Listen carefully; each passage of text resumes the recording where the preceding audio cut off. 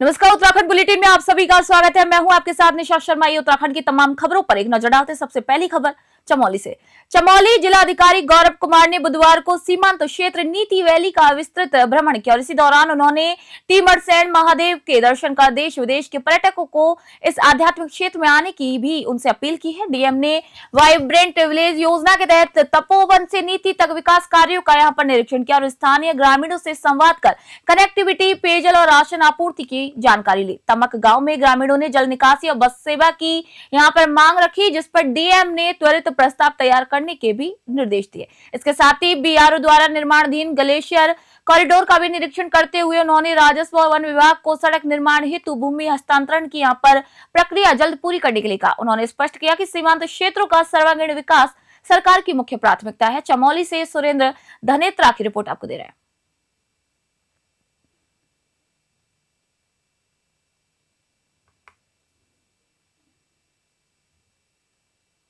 सितारगंज के शक्ति फार्म क्षेत्र में बीते रोज देर शाम मशहूर कथावाचक रामचंद्र राय पर दो अज्ञात बदमाशों ने जानलेवा हमला कर दिया। बदमाशों ने उन पर तमंचे से फायर करने की यहाँ पर कोशिश की, लेकिन फायर मिस हो जाने से उनकी जान बच गई। शोर मचाने पर हमलावर मौके से फरार हो गए। वही घटना के बाद क्षेत्र में भारी आक्रोश फैल गया। नगर पंचायत अध्यक्ष सुमित मंडल और वरिष्ठ भाजपा नेता संजय बछाड़ सहित कई जनप्रतिनिधि कथावाचक के समर्थन में यहाँ कोतवाली पहुंचे। पुलिस ने रामचंद्र राय का मेडिकल करवाकर अज्ञात हमलावरों के खिलाफ मामला दर्ज कर लिया है। कोतवाली प्रभारी सुंदरम शर्मा ने आश्वासन दिया कि आरोपियों को जल्द गिरफ्तार किया जाएगा। वहीं जनप्रतिनिधियों ने दलगत राजनीति से ऊपर उठकर इस घटना की कड़ी निंदा की है। सितारगंज से मनोज हालदार की रिपोर्ट आपको दे रहे हैं।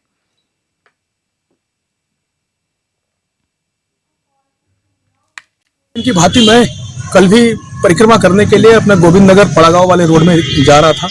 वहां से परिक्रमा करके जब मैं लौट रहा था तो अज्ञात जो व्यक्ति था, दो जने थे, उन लोगों ने मेरे ऊपर हमला किया, लेकिन मुझे कोई चोट नहीं आई। ऊपर वाले का कृपा है कि मैं बच गया जैसे तैसे। इससे पहले भी 2-3 बार ऐसी घटना हुई थी, जिसकी सूचना मैंने दोनों ही संबंधित चौकियों को मैंने दे दी थी। उस समय अगर मैं थोड़ा ठोस तरीके से उठता तो शायद मुझे संदेह नहीं था, लेकिन इस बार कुछ अति हो गई है, जिसके लिए आज मैं यहाँ पर थाने में भी आया हूँ और अपने यहाँ पर रिपोर्ट दर्ज करवाने के लिए। हमला किस समय हुआ था और किस चीज से? ये संध्या का समय था, लगभग 6 से 7 के बीच में रही होगी। और अज्ञात लोग थे, उनके पास कुछ तमंचे भी थे, जो कि फायर हुआ नहीं। ईश्वर की कृपा थी कि फायर हुई नहीं, मैं बाल बचा। जिसके दे दी गई है अभी मैंने यहाँ पर दिया है, अभी लेटर दिया तो उसको मेडिकल करवाने के लिए भी हम जा रहे हैं। देखिए, कल जैसे हमको पता लगा कि इस तरह की घटना हुई है तो बहुत ही निंदनीय घटना है और हम लोग मौके पे पहुंचे कल रात। और निश्चित तौर पे किसी राजनीतिक बात नहीं है और व्यक्ति विशेष बात है। और गुरुजी जो है हमेशा अपने समाज के लिए, अपने क्षेत्र के लिए वो बात करते रहते हैं और ऐसे घटना हुई तो निंदनीय घटना है। हम लोग रात पहुँचे उनके पास और हमने उनको आश्वासन दिया कि गुरुजी इस मौके पर ऐसे टाइम पर हम पूरे क्षेत्र के लोग आपके साथ हैं, इसमें घबराने की बात नहीं है। और कल रात से लेकर अभी तक चेयरमैन साहब है, तमाम जो बुद्धिजीवी लोग हैं, हम उनके साथ हैं। अभी आए थे और कोतवाल साहब से हमने आग्रह किया कि जल्द से जल्द खुलासा किया जाए और जो भी इसमें दोषी हो उसको कड़ी से कड़ी सजा दिया जाए और उन्हें आश्वस्त किया है। और अभी उन्होंने मेडिकल भी करवाया हमारे गुरुजी का, और जो भी उस पर रिपोर्ट आएगी और एफआईआर भी दर्ज हुआ है, जो भी उस पर कार्रवाई होगी निश्चित तौर पर वो करेंगे और हम लोग उससे संतुष्ट भी हैं। और इस घटना का मैं बहुत ज़्यादा निंदा करता हूँ। ये बहुत दुर्भाग्यपूर्ण है जिस प्रकार से आरोप लगाया गया है, तो कहीं ना कहीं सत्यता अगर नहीं होती तो आरोप नहीं लगता। तो रामचंद्र राय जी वो अकेले थे, लेकिन बाद में जब हमें सूचना मिली तो हम वहाँ पहुँचे, मौका भारत में हमने सब कुछ देखा तो लगा कुछ ना कुछ तो हुआ है।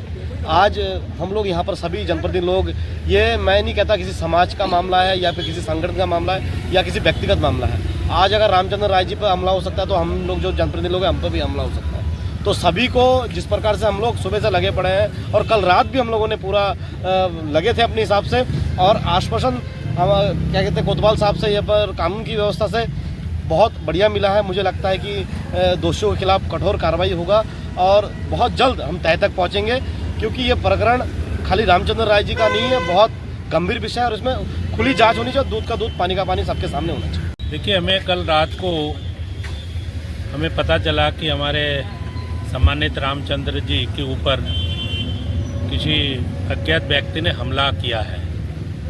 हम लोगों को पता चलते ही हमारे वहाँ के सम्मानित जो हम सब लोग हैं, जो भाजपा के हम लोग वरिष्ठ वहाँ के नेता लोग हैं, हमारे चेयरमैन साहब, सभी लोग हम उनके आवास पर गए और हमने उस घटना को, बहुत निंदनीय घटना था, जो ऐसा घटना हमारे कथावाचक हैं जो सम्मानित है, उनके ऊपर ऐसा घटना नहीं घटित होना चाहिए था। हमने अभी हमारे कोतवाल साहब से हमने निवेदन किया सब लोगों ने कि भाई इनकी शीघ्र इनकी खुलासा होनी चाहिए। जो भी इसमें शरारत तत्वों के जो भी है, जांच में जो भी व्यक्ति का नाम आए, चाहे किसी प्रकार का भी हो, कोई पावरफुल हो या दबंगई हो, जो भी है, चाहे वो खनन वाला हो, चाहे वो कोई भी हो, उस पर कार्रवाई होनी चाहिए। ये हम सब लोगों ने अभी हमारे कोतवाल साहब से हम सब लोगों ने ये निवेदन किया है। खबर लक्सर से। उत्तराखंड के पूर्व मुख्यमंत्री हरीश रावत ने बुधवार को लक्सर में कांग्रेस कार्यकर्ताओं के साथ विशाल पदयात्रा निकाली। आर्य समाज मंदिर में शुगर मिल खेत तक आयोजित इस पदयात्रा में अंकिता भंडारी हत्याकांड के दोषियों को सजा और सीबीआई जांच की मांग यहां पर बुलंद की गई। कार्यकर्ताओं को संबोधित करते हुए हरीश रावत ने कहा कि भाजपा सरकार उस वीआईपी का नाम छुपा रही है जिसके लिए अंकिता पर दबाव बनाया गया था। उन्होंने रिजॉर्ट में हुई तोड़फोड़ पर भी सवाल उठाए और कहा कि जब तक न्याय नहीं मिलता कांग्रेस चुप नहीं बैठेगी। जिला अध्यक्ष बालेश्वर सिंह सहित सैकड़ों कार्यकर्ताओं ने इस दौरान सरकार विरोधी नारेबाजी की और मामले में निष्पक्ष जांच की भी मांग दोहराई। लक्सर से जॉनी चौधरी की रिपोर्ट आपको दे रहे हैं। उत्तराखंड के जन जन की भावना है। ये उत्तराखंड उद्वेलित है। ये तब तक नहीं मानेगा जब तब उस वीआईपी तथाकथित लोगों के ऊपर जो है, उन दुष्कर्मियों के ऊपर किसी वो एफआईआर और कानून के दायरे में नहीं आ जाता, तब तक उन पर एफआईआर दर्ज नहीं।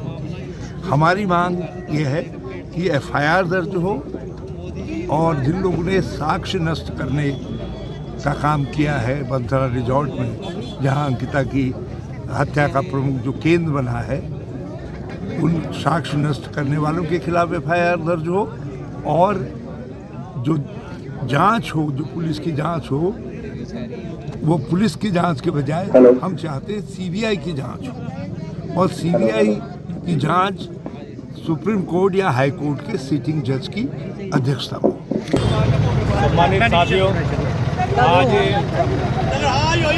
अंकिता भंडारी को न्याय दिलाने के लिए गणेश गोदयाल जी के आह्वान पर और बहुत ही सम्मानित हरीश रावत के नेतृत्व में लक्सर में एक पैदल मार्च निकाला गया है। इसका मुख्य उद्देश्य अंकिता भंडारी की जो हत्या हुई है उसमें सीबीआई जांच कराने और जो जिनका नाम गट्टू मट्टू का जो नाम आ रहा है उनको उजागर करने के उद्देश्य से ये आज हरीश रावत जी के नेतृत्व में कार्यक्रम किया गया।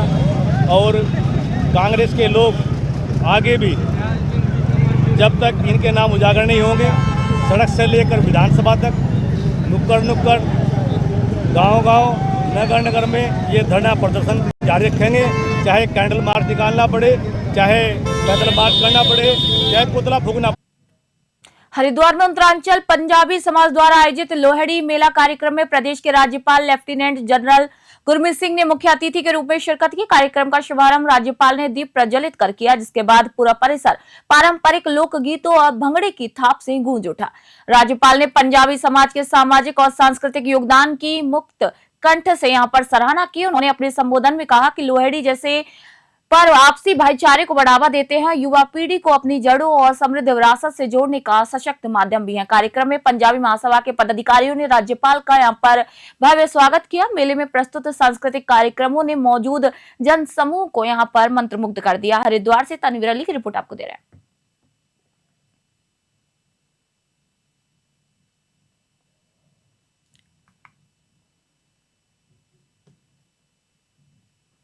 थराली विकासखंड के गुडम स्टेट से सैरा विजयपुर 10 किलोमीटर सड़क की हालत दयनीय बनी हुई है। कई जगह पर सुरक्षा दीवारें टूटी हुई हैं, तो वहीं वॉशआउट और नालियां बंद हैं। वाहन चालकों को रोजाना मुश्किलों का यहां पर सामना करना पड़ता है। एनपीसीसी के विभागीय अधिकारी और ठेकेदारों ने आज तक सड़क की यहां पर सुध तक नहीं ली है। सामाजिक कार्यकर्ता प्रेम बल्लभ शर्मा ने कहा है कि 22 अगस्त की आपदा के बाद भी सड़क जानलेवा बनी हुई है। ग्रामीण रमेश चंद्र जोशी ने यहाँ पर कहा है कि स्थानीय जनप्रतिनिधि और विधायक को कई बार शिकायत के बावजूद भी कोई सुधार यहाँ पर नहीं किया है। थराली से एसएन यादव की रिपोर्ट आपको दिखा रहे।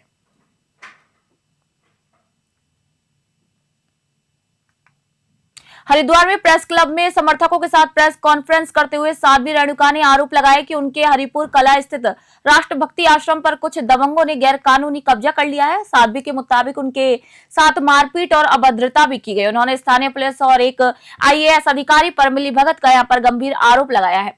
साध्वी ने कहा कि उन्होंने मुख्यमंत्री को पत्र लिखा और जल्द न्याय की उनसे उम्मीद की थी, लेकिन उनसे यहाँ पर न्याय नहीं मिला तो वे सरकार के खिलाफ अब आंदोलन करने के लिए मजबूर होंगे। हरिद्वार से तनवीर अली। 20 नवंबर की घटना है। तब से आज तक मैं शारीरिक रूप से तो प्रताड़ित हुई थी, मानसिक रूप से मुझे प्रशासन और ये अपराधी लगातार प्रताड़ित कर रहे हैं। मुख्यमंत्री जी पे मैंने विश्वास दिखाया था कि वो कुछ करेंगे।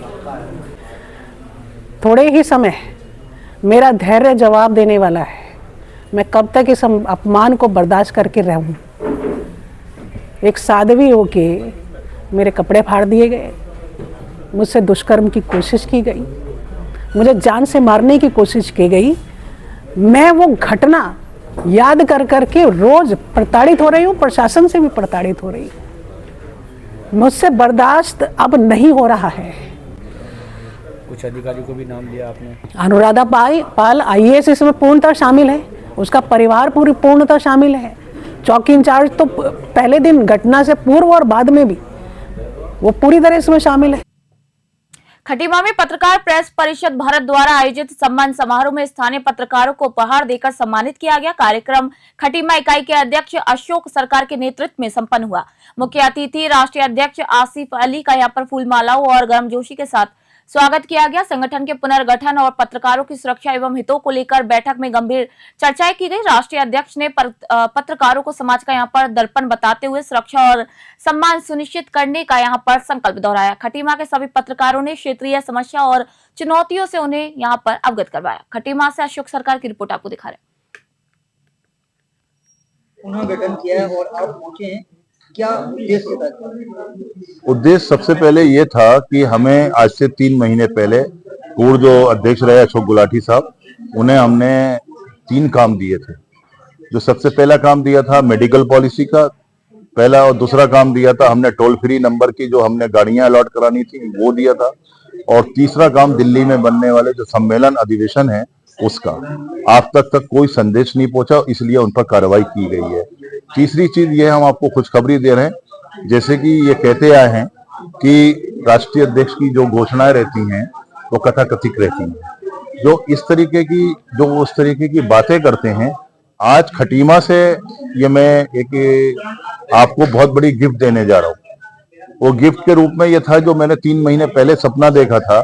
खटीमा में जंग जाके गली मोहल्लों में हमने एक उत्तर प्रदेश के अंदर और एक खटीमा उत्तराखंड के अंदर रथ चालू किया है, रथ बनाया है पत्रकार प्रेस परिषद का। उत्तराखंड बुलेटिन में फिलहाल इतना ही। नई अपडेट और जानकारी के लिए देखते रहिए News 21। मैं निशा शर्मा फिलहाल आप सभी से इजाजत चाहती हूँ।